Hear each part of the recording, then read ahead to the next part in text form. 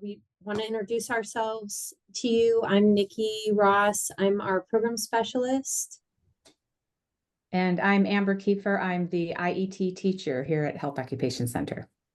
Yeah, and we'll talk about our program today and just the way that we're using IET across multiple programs at our schools, but particularly our health occupations. Just a little bit about today's session. We'll give you an overview, some data about our programs, the outcomes we have had so far, a little bit about the steps in setting up our program, what it looks like now, and then, successes, challenges, what we're hoping for as we move ahead.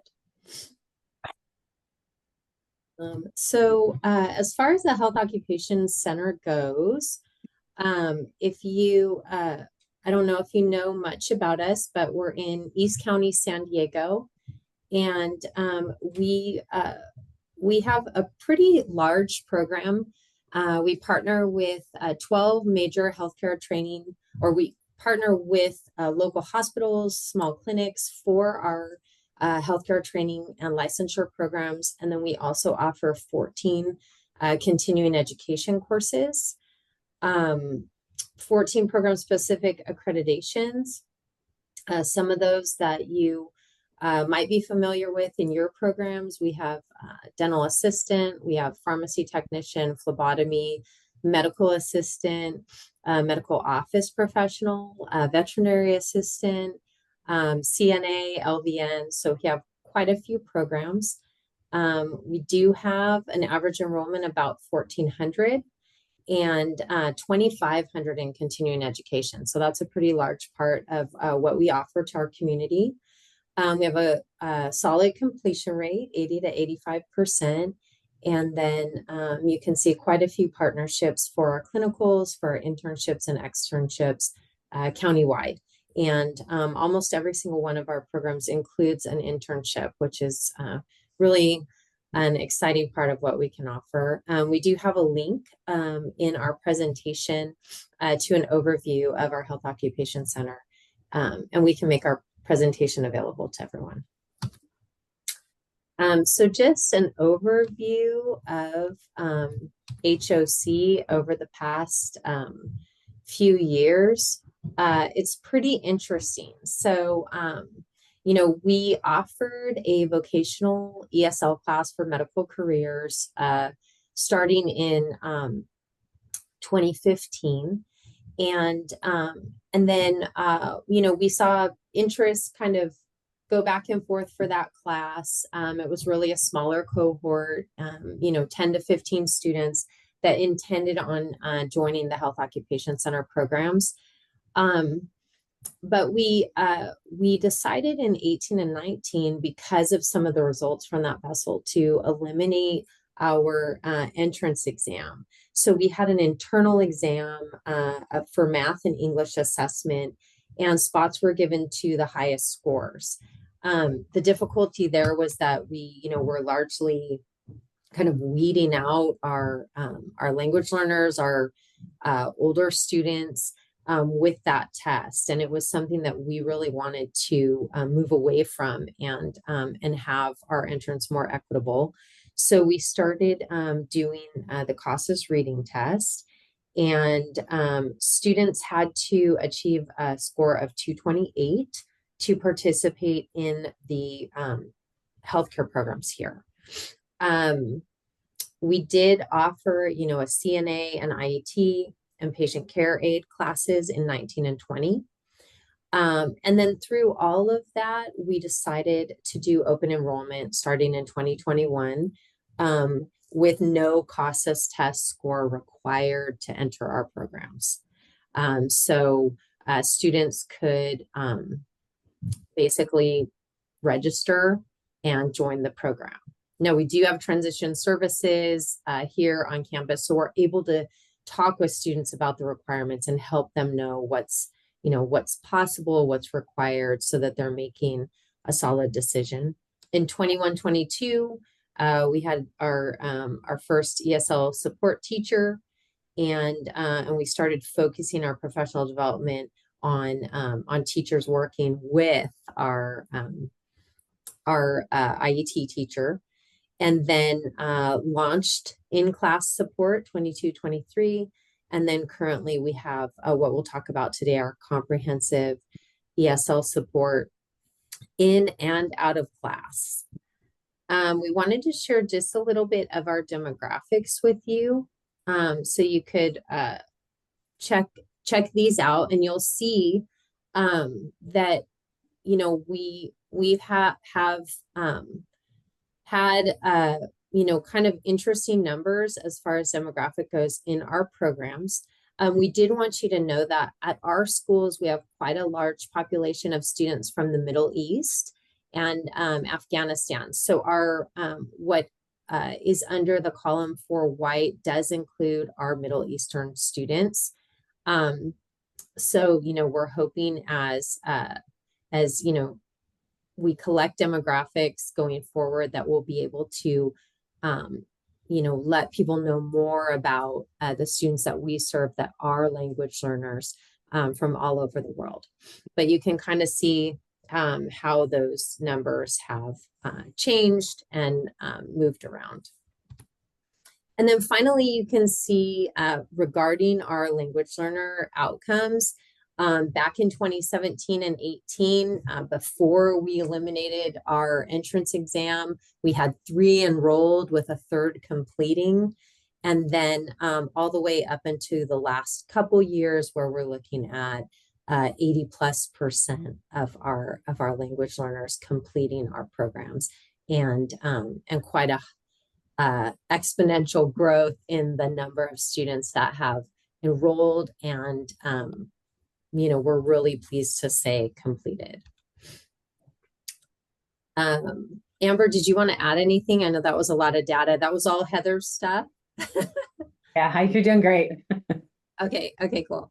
And so just thought we'd start out with just defining IET, IELCE. I know a lot of people on this call know all about it, but I think there's still a lot of confusion as to what those 3 elements are. We just talked about some changes, and we're really looking at language and literacy concurrently offered, contextualized in a package with our workforce training and workforce preparation piece.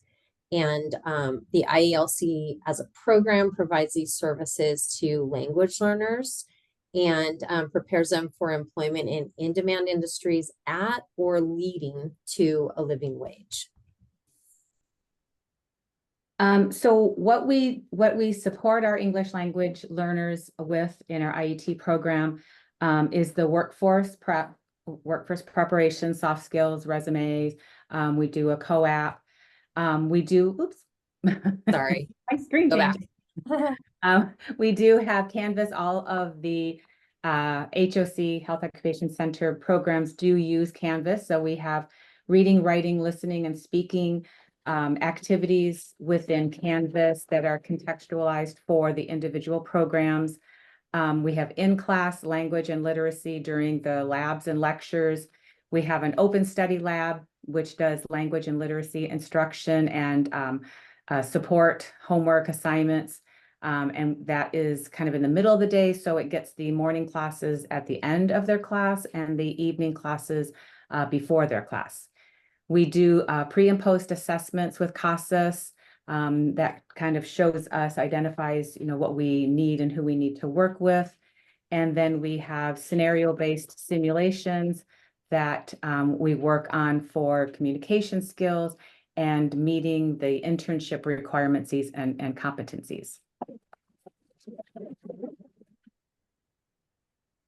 So we wanted to, just talk a little bit about the programs that we serve. Now, this is overall. So current would have been the last school year. We had 127 IET students, and we wanted to talk to you a little bit about that because in our program, we don't designate every student in the class as IET. We don't say that anyone who spoke another language besides English first is IET. We take a look at the demographics pretty closely before we decide if they're taking a goals or a steps test. Certainly a student who might have spoken a different language first, but has, grown up here, gone to school here, graduated high school, or maybe even came here at a young age and has gone to some college.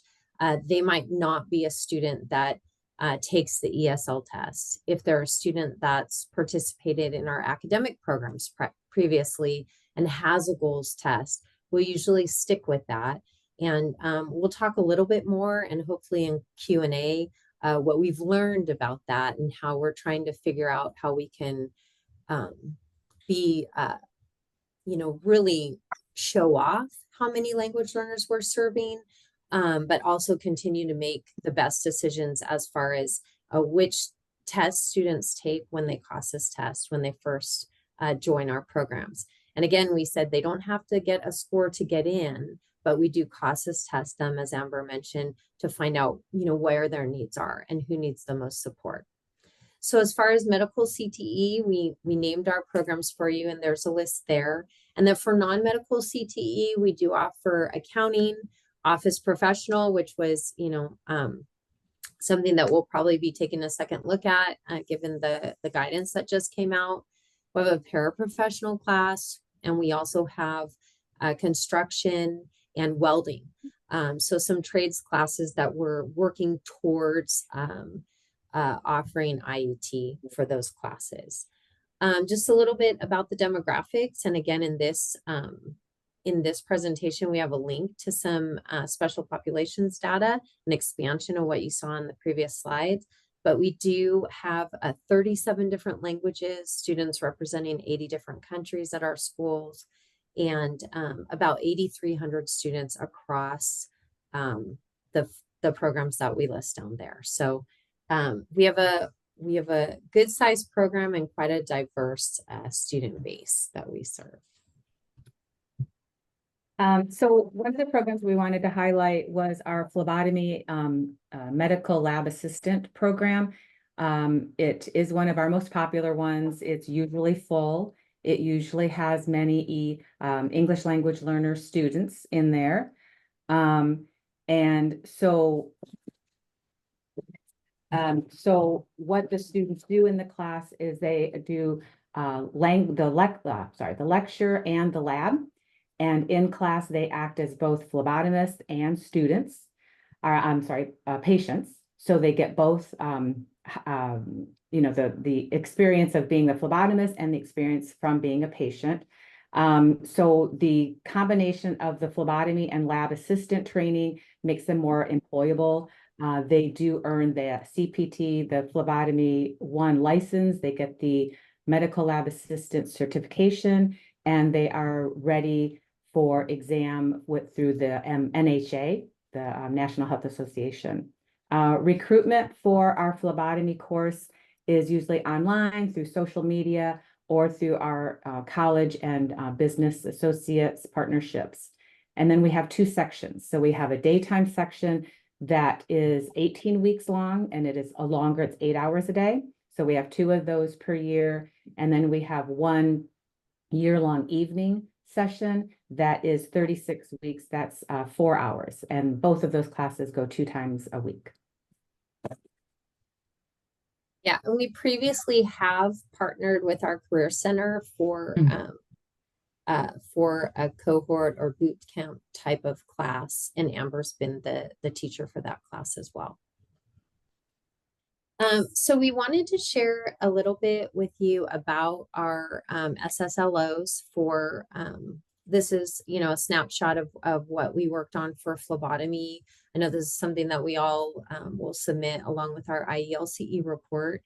But, this was really a great chance for us to review course outlines, to work directly with the CTE teacher to find out where are the language and literacy objectives within the technical objectives that they're teaching. So as you can see, we use the key language. And of course, when we submit this, sometimes we have to go back and work with our program specialist on making sure that these are worded just right. That certainly isn't perfect for us every time, but things like identify and describe the duties and responsibilities of a phlebotomist, as well as their scope of practice. So this is something that language learners and non-language learners have to know in this class to be ready for their job, to be ready to pass the COAP. And there's all kinds of reasons why they need to understand this. Examine, interpret, and use a protocol for communicating blood draw instructions.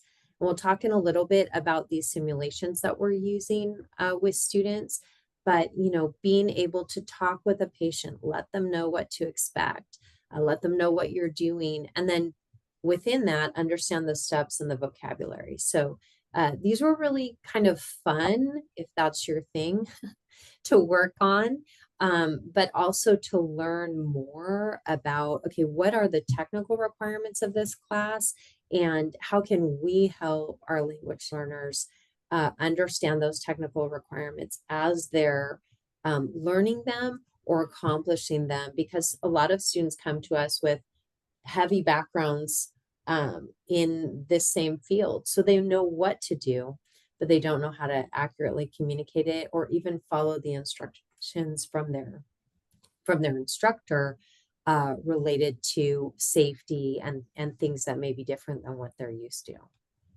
And then we give you a second snapshot of the second set of, or the next four SSLOs that we use for phlebotomy. And Nikki, the question came up, have you created a COAP for phlebotomy? And if not, which COAP are you using? Yeah, so we'll talk about it in a little bit, but Okay, we great. do 33.8 with all of our medical classes because of a number of reasons, but specifically so that students are job ready. And what's really exciting is then all of what they've learned in class about job requirements come into play on their application, come into play in the answers that they give it during their mock interview. And so it's really a nice coming together of what they've learned and them being able to put words to that and at the same time be job ready. All right, so when we started this, we have to do a lot of teacher collaboration with the teachers on each program. And I think if we go back to what Nikki was talking about originally with the data, we had an entrance exam that was in English language and math.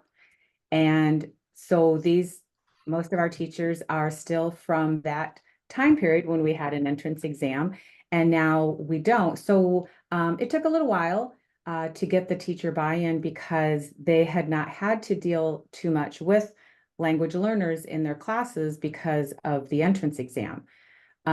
So we work very closely with our teacher, collaborating on what we're going through. So the teacher provides the course terminology, the phrases and acronyms that go with the course, with any weekly projects, reports, anything that the students are required to do, with communication that the students are is necessary for their class, and the digital literacy required for the class, because like I said before, all of our teachers do use Canvas. So that is a big part of the quizzes are in Canvas, the homework is in Canvas. And then on the next page, what the IET teacher then co-designs with the CTE teacher is the reading, writing, listening, and speaking skills that I had mentioned before. So the reading comprehensive activities, weekly writing activities, the industry-based dialogue for communication, and then the simulations that Nikki had talked about a little bit about, where we give evidence for them to be ready for the workforce prep for their internships. I think that's all I have. I don't know where I'm going now. I think I'm done with that one. So just kind of following with more of the planning and organization, quite a bit of preparation through up and through the first day of class. So if we're thinking about fall classes, this would be during the summer, and then during October and November for the spring. We hopefully can do planning meetings one-on-one with teachers. That hasn't always been very easy. So what we found at the Health Occupation Center is joining in the PLC has been a huge benefit to getting a spot to present in front of teachers, to work with them directly, to talk really candidly about student needs in the class, and to plan some curriculum for IET and the way that IET would be delivered in their classes. So so we join these meetings, and really the PLC is year round, but then we really kind of get a little more in depth as we're leading right up until the class starting. All of our classes have an orientation. The way our health center does it is it's a large orientation where people register for that online. They have to participate in a CTE orientation to be able to register. So once they've participated in orientation, then there's a registration day. And it's kind of like have your hand on the button. I mean, our classes fill up very fast. And then we usually do 1 to 2 times the roster size of a wait list. So if a student gets onto the roster or the wait list, which this past registration we didn't close those, so we had some long wait lists for some class, then they would be invited to the welcome day, which is essentially the first day of class. We have support staff like ourselves, like transition specialists, that can join those welcome days to make sure students know what support is available if they do get into the class. And then if students attend the welcome day and then pay for the class, then they are in the class. Before the first day of school, as a team, we take a look at rosters and identify students that have either declared that they're a language learner or would meet criteria for being a language learner. So that, it would be that they have noted, we can see it in ASAP, that they're a language learner, or they were maybe born outside of the US, don't speak English at home, and have not completed any education here. So those are things that we look at so that we're familiar with rosters and prepared for CASAS testing. And then Amber imports an IET module into their Canvas. So she's a co-teacher with almost every class on campus. And then we start scheduling, making sure that we are scheduling pre and post testing and possible dates to do co-op assessments over the semester. And then the first week of school, we do our CASAS pre-test with students, and we introduce IET, talk about attending our open labs, and then what are the Canvas modules and how students will complete those as part of their curriculum, not something extra, not something different, but part of their curriculum. And I did see that there's a question about how many students are enrolled in each class, and it really depends on the program. The phlebotomy, I think, is capped at 32, and I believe that's mostly because of seats. That's how many. They have a very nice, recently renovated lab, so they actually have that many seats. Some of the other courses have smaller. I think our CNA is maybe 15. So each course has its own max, depending on different requirements based on each program. Amber, would you say that, I think in general, like phlebotomy is bigger, medical assistant is bigger, hitting right around 30, but I would say most of our classes are in the neighborhood of 20-ish, 20 to 25. Yeah. Yeah, definitely 20 to 25. Yeah, MA and the phlebotomy tend to go more towards 27, 28 and up to 30. And there's, you know, some that will drop out, but it's right around 20 to 25. And then a couple that are just a little bit lower than that, but yeah. So as you can see from this slide, this is kind of our planning and organization, and there's a lot that goes into this. I know Nikki and I have an online worksheet that we share that we have all our dates and everything so that we can keep everything straight. But in the first few weeks of once the classes are open and going, we have I usually go into the classes, introduce everything. I am in each program's Canvas course, like Nikki said, so that I insert these IET module that we have that are very basic for all programs, and then a few that are customized, personalized to each program. So I do go in, I help get into Canvas and navigate through, so that digital literacy. I talk to some students sometimes that might be dropping. We refer them to our foundations class or the patient care aid class that we have that going on. I still continue to go to the PLCs and work with teachers so that we can, you know, work on students that they might identify that maybe we hadn't caught yet. So it's all that first few weeks. In the middle weeks, we had week 8 to 14 is when we're really doing the assessments. I do have several classes, and I think it's more than half now, that I pull out students to go to a computer lab for 1 hour a week. So I am within that computer lab working on the assignments through the IET. So they all have this one module in their programs that have IET assignments. Those assignments are based on things given to us from PLCs, what teachers need students to have that they have identified where the majority of students need work on, and things that our business partners have noted that really needs to have our students work on. So we work on those IET assignments. We work on working towards the COAP assessments. We do these simulation practices, which are dialogues for each program, for MA, for phlebotomy. We work on those. And then I forget what the other one was. Oh, and then so then towards the end of the time period is when we're kind of wrapping it up and doing mock interviews, doing the post-CASAS test.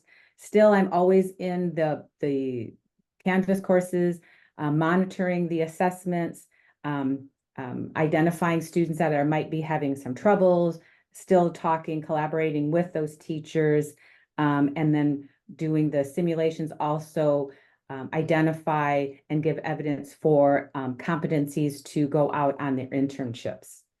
So the little circles here are 2020. This is a plan that we came up with fairly recently, that we're working on it this year as of this semester.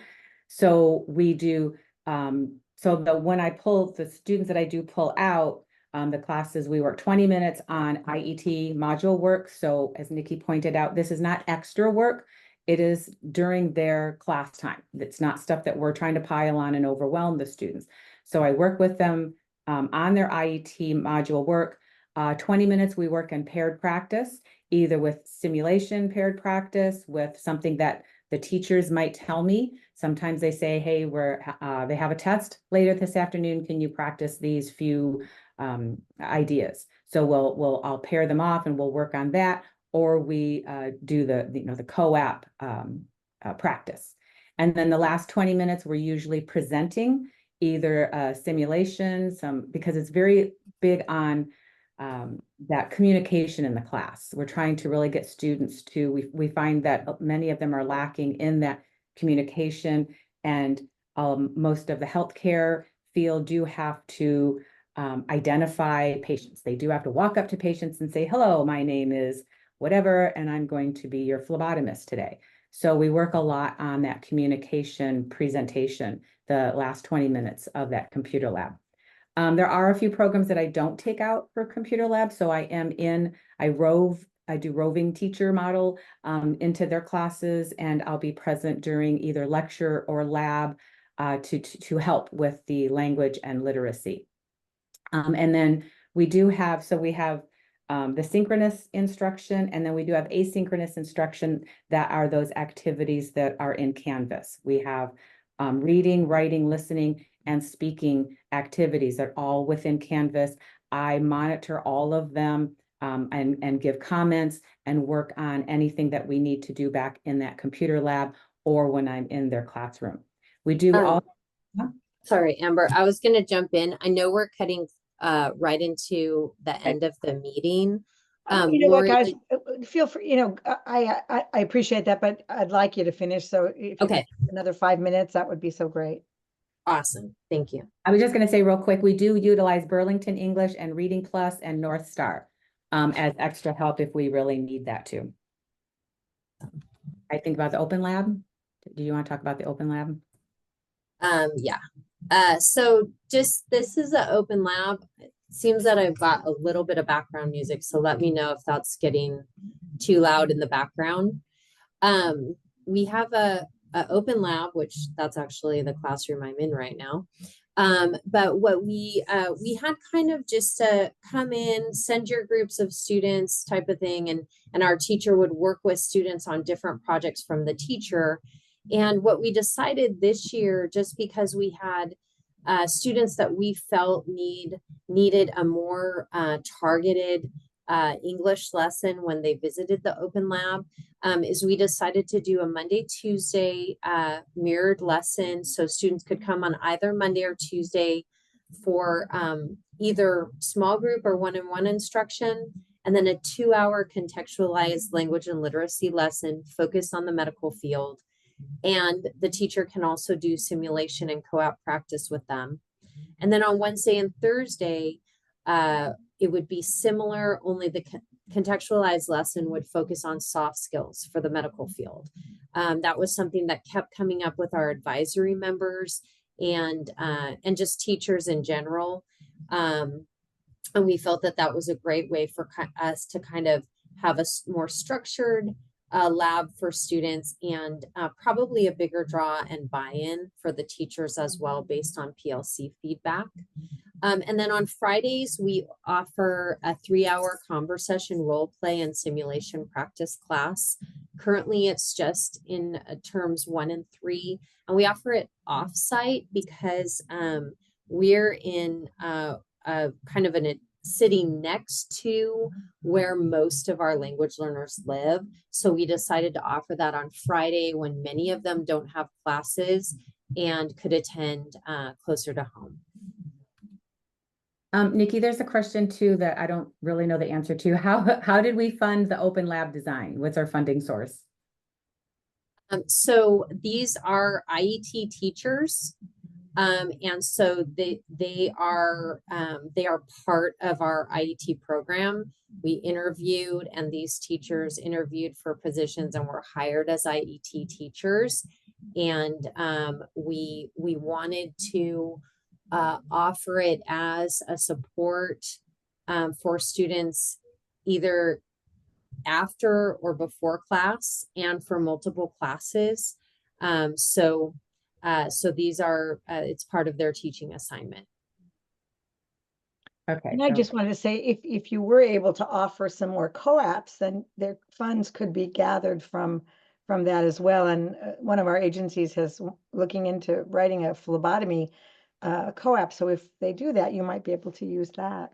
So what part of our plan of changing the open lab is that we will work actually towards a soft skills co-op on the Wednesday and Thursday. So the students attending that would be able to kind of pilot with us what that soft skills would look like. And then for us, especially in the medical programs, buy-in is really key because didactic requirements for the technical teacher are just very, very heavy. So we need to be able to justify, hey, what amount of time can we incorporate this instruction and make it relevant for them? So soft skills is kind of the next co-op we're targeting. Patient care makes a lot of sense. We offer it in our patient care class, and it makes a lot of sense for CNA.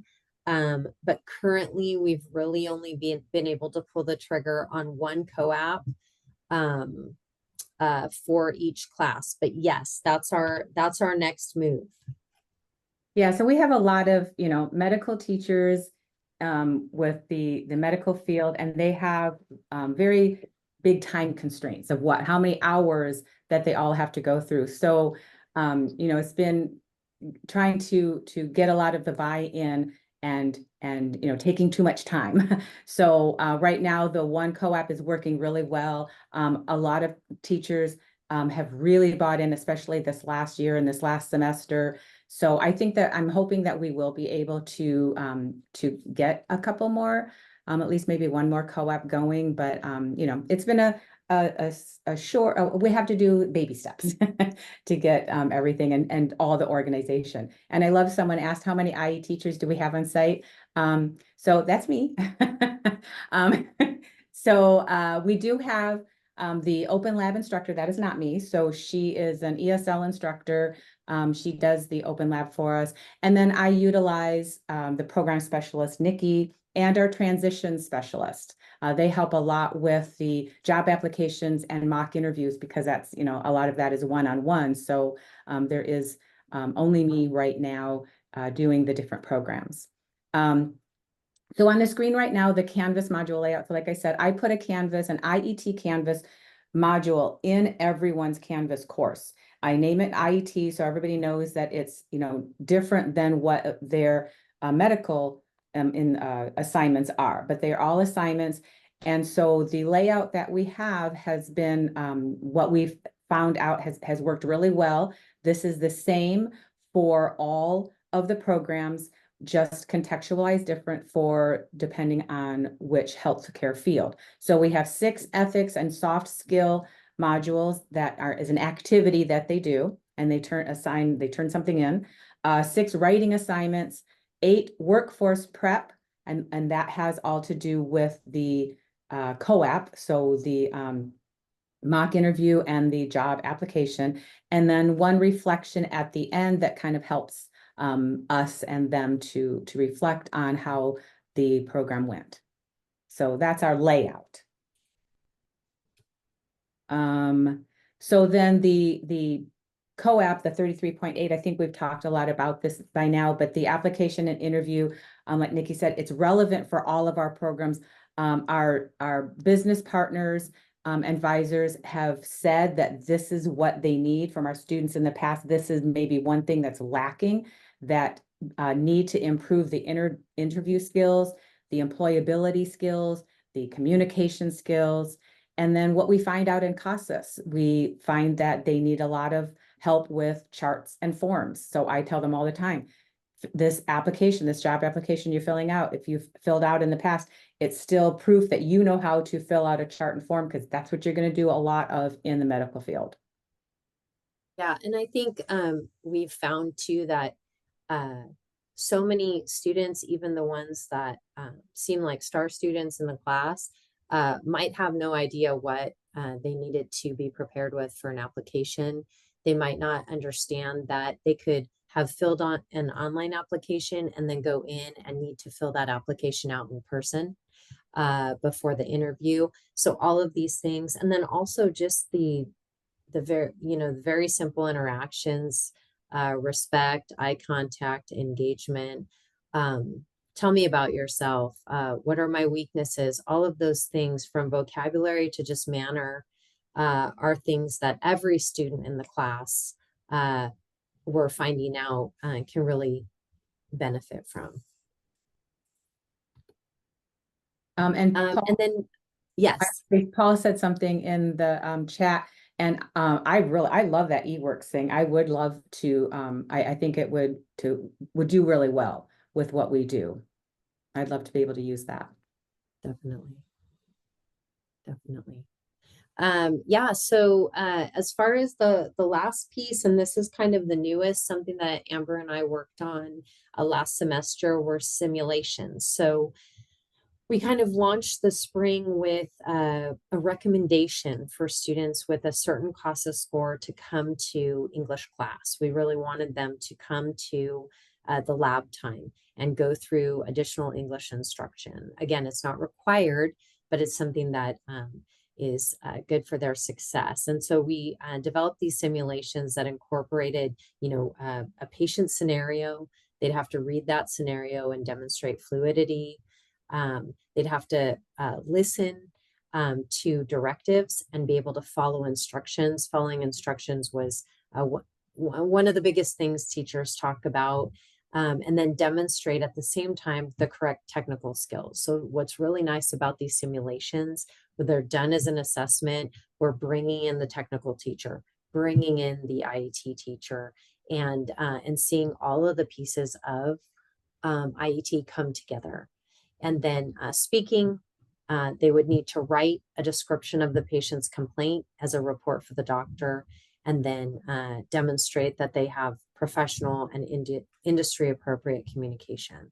So we developed these simulations. What's really exciting is last semester, we actually were able to use them with our phlebotomy class, and every student in the class went through a simulation as a demonstration of their internship readiness. And we had some students that were struggling with comprehension, some students that were struggling with appropriate behavior, and they were both on a spectrum that could benefit from these simulations. And this semester, we're seeing that our MA class is going to use these for internship readiness. So this was a really amazing way for us to kind of handshake all of the work of IET with an assessment that also incorporated technical skills, and work together with the teachers to really, put our stamp on a student who's ready to go out with, these key partners that we've worked so hard to gain. So those are exciting. I was going to say the funny part of this too, I wanted to mention is in the beginning last semester, the beginning of the semester, we had a few students who were resistant to doing some IET, and Nikki and I actually kind of came up with these as a way for them to test out, to prove to us that they didn't have to do IET, and nobody did that. So they realized that, oh, guess what? We could go through this IET and actually learn some stuff. We don't know it all. So and we did share an example of this in the presentation at one of the links, and it's given us amazing material. Amber can mention it for her work in class, the work we're doing also in the labs with the students. Yeah, so that is part of that 2020 thing that we do. We do a lot of practice with the dialogue, and as simple as it seems, it has really been helpful for the students to come out of their shells and realize that they do have to do this dialogue, and that communication is a very large part of the healthcare field.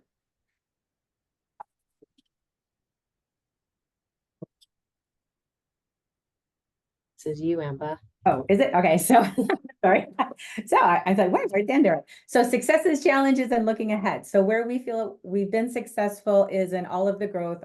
We are continually going over what's worked, what's not worked, and growing from that. I think the simulations are a good proof of that. Getting prepared for that and putting all those pieces together, and the scheduling. We have done a great job considering all that we have, and how many programs and how many students we have. I think we've done a really good job with that. The difficulty again is the teacher buy-in. It's more time, more things that we're adding to them. I really see that they're finding out that this is working, but it's still the teacher buy-in. The open lab, it's really hard to get students to go to one more thing. So the open lab has been challenging, and we're really trying to work on that. And then we do have action plans with our students that are falling behind. They do have to go to through an action plan with their professor, and the IET is usually part of that. And then some changes in the new year, definitely going to do more of the sim use, the simulations. That's it.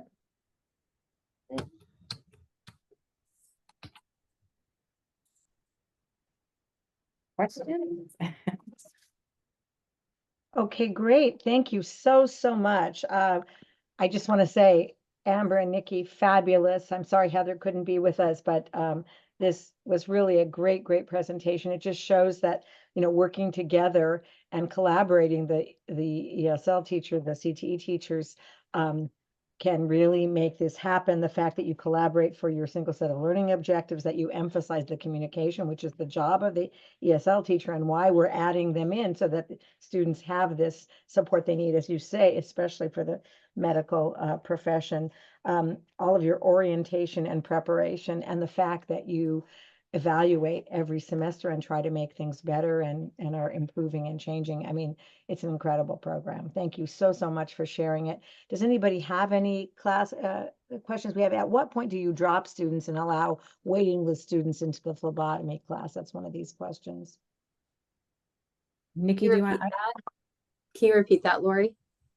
I'm sorry, at what point do you drop students and allow people from the wait list to enter the phlebotomy class or any? Yeah.